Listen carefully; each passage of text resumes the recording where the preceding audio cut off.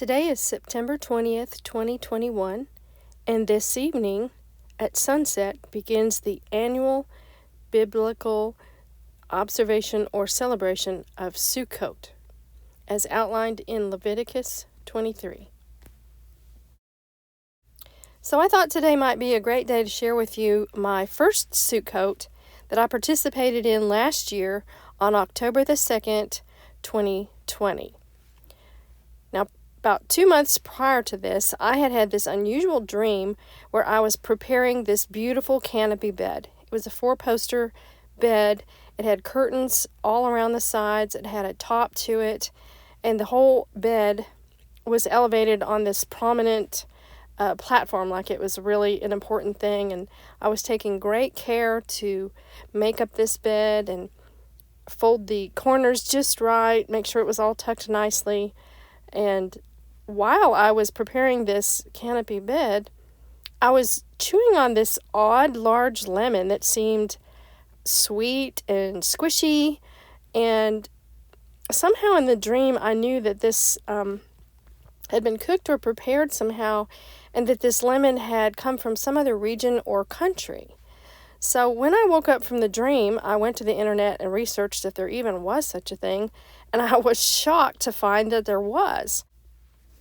So I come to find out there's this lemon called an etrog, or citron lemon, that is cultivated in the Mediterranean, places like Sicily, Corsica, Crete, Greece, and Israel, and a few of the Central and South American countries.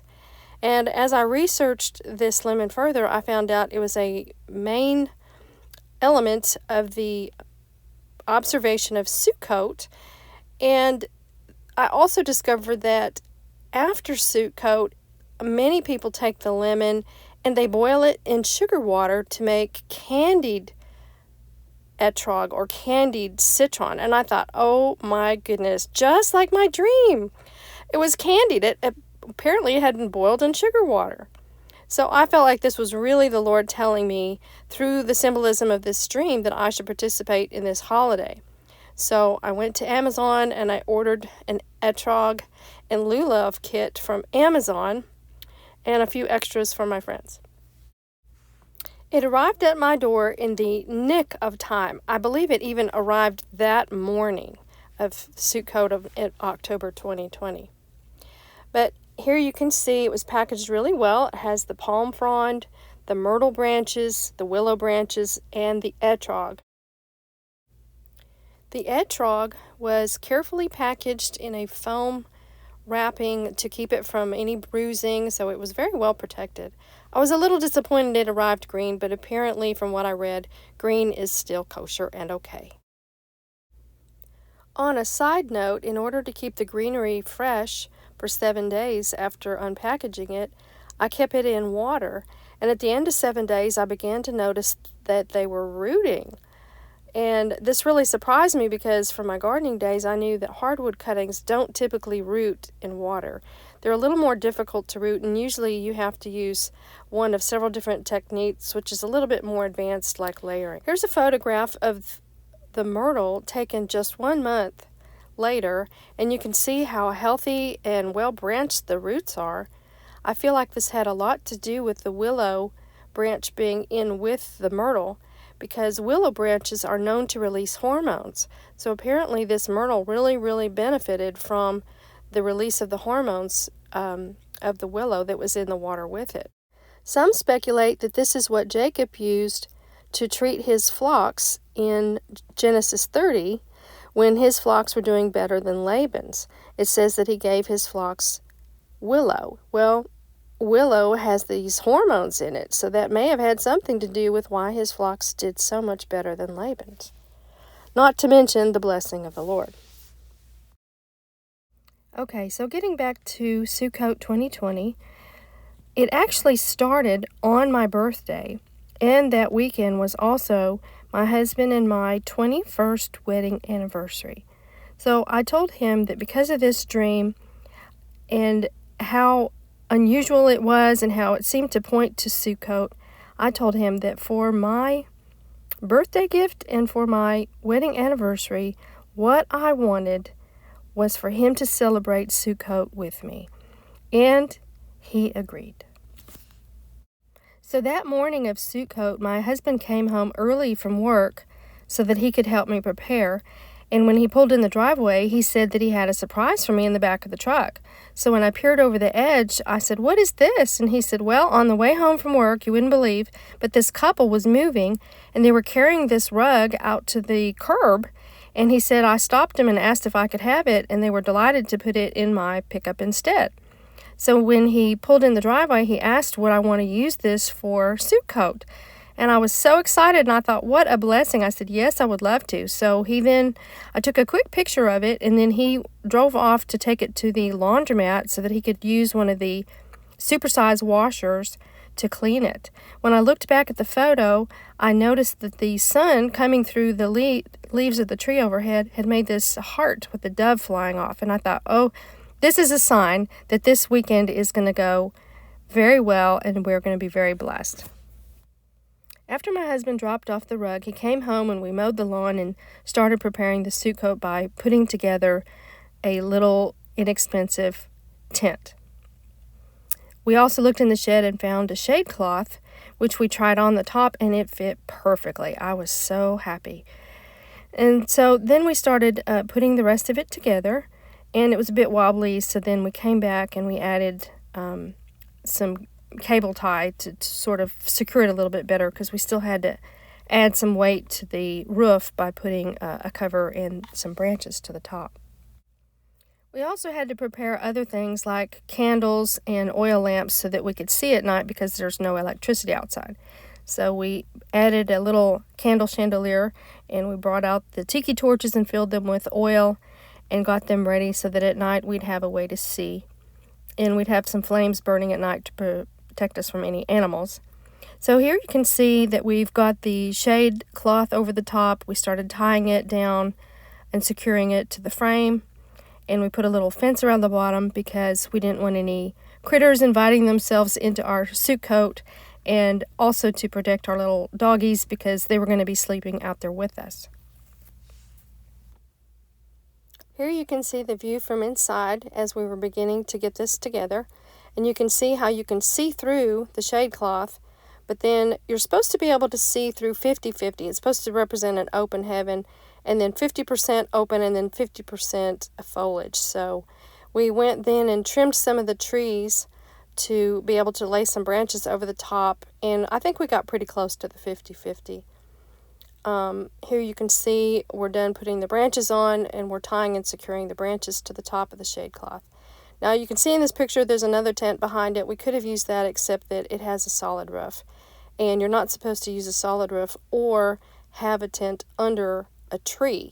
So we chose this spot because it was one of the few spots in our yard that's not directly under a tree. You may also notice that the rug had been picked up from the laundromat, and now we were going to try it in the Sukkot, and I was so happy. It fit perfectly. I was so happy. Next up, we had to figure out what to sleep on. So I did not want to bring in anything from the inside of the house that was going to stay outside and possibly get chiggers or something on it. So I wanted to use this old antique bed that was metal. It was all metal. So I figured that would be a safe thing to use outside. Could clean it off easily. And it had a built-in box spring type thing, but we still needed some type of a cushion. So someone had loaned us an air bed, which we were going to blow up and use as our mattress. However, when we blew it up, the air mattress was, it had a hole in it, and it didn't hold air.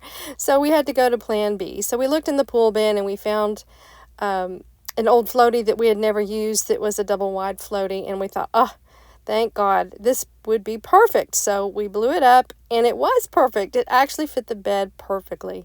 Now, not the ideal thing to sleep on, but again, the whole idea of this is you're kind of roughing it.